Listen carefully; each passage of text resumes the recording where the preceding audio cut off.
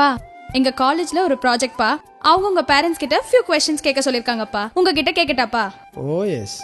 உங்க முழு பேர் என்னப்பா? ராஜேஷ் சின்னசாமி.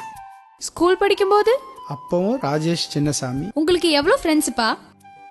ஸ்கூல் படிக்கும்போது நிறைய ஃப்ரெண்ட்ஸு, காலேஜ் வந்ததுக்கப்புறம் அதை விட கொஞ்சம் அதிகம். இப்போ பிஸ்னஸில் நிறைய ஃப்ரெண்ட்ஸ் இருக்காங்க. உங்க ஃப்ரெண்ட்ஸ் எல்லாம் இன்னும் மெயின்டைன் பண்றீங்களா?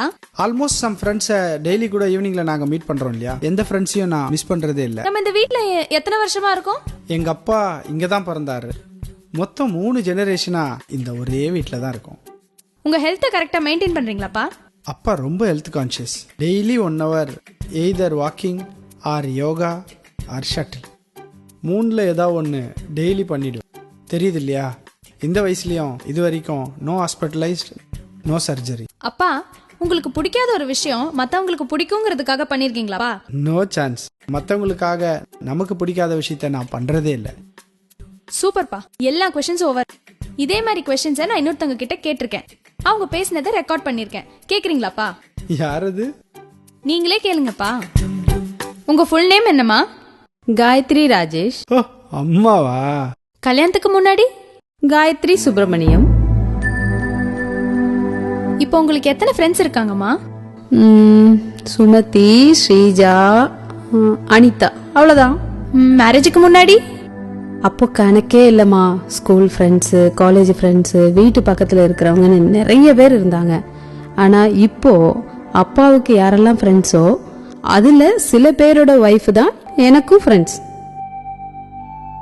உங்க ஹெல்த்தை கரெக்டா மெயின்டைன் பண்றீங்களாமா?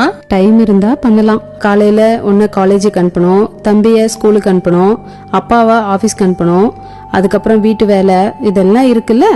அப்போ ஒர்க் அவுட் இல்லைன்னா ஹெல்த்தியா இருக்க முடியுமாமா? அதனாலதாம்மா நீயும் சிசரியன், தம்பியும் சிசரியன், 2 ஆபரேஷன்.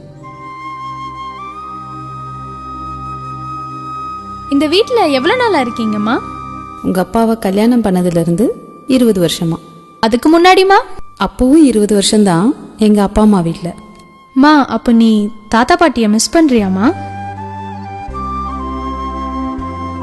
உங்களுக்கு பிடிக்காத விஷயத்த யாருக்காகவாவது பிடிச்சு செஞ்சிருக்கீங்களாமா? மேரேஜுக்கு முன்னாடி நான் வெஜிடேரியன். ஸ்கூல்ல ஃப்ரெண்ட்ஸ் நான்வெஜ் கொண்டு வந்தா கூட தள்ளி போயிடுவேன். பார்க்கவும் பிடிக்காது, தொடவும் மாட்டேன். ஆனா இப்போ உங்க அப்பாக்காக நான்வெஜ் சமைக்கிறேன். என்னாச்சுப்பா? அதை தொட்டு சமைக்க பிடிக்காது, பட் உங்க அப்பாவுக்காக. அதை தொட்டு சமைக்க பிடிக்காது, பட் உங்க அப்பாவுக்காக.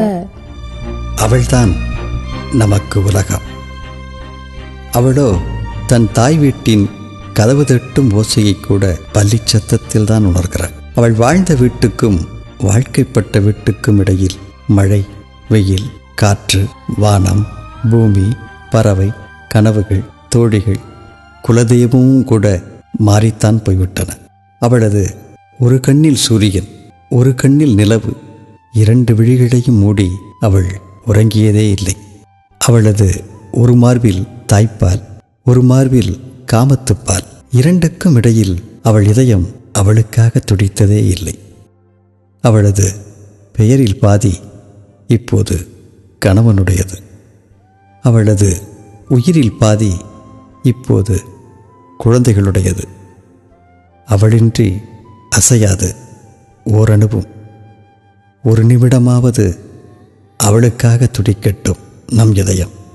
தாயாக, துணைவியாக, மகளாக, சகோதரி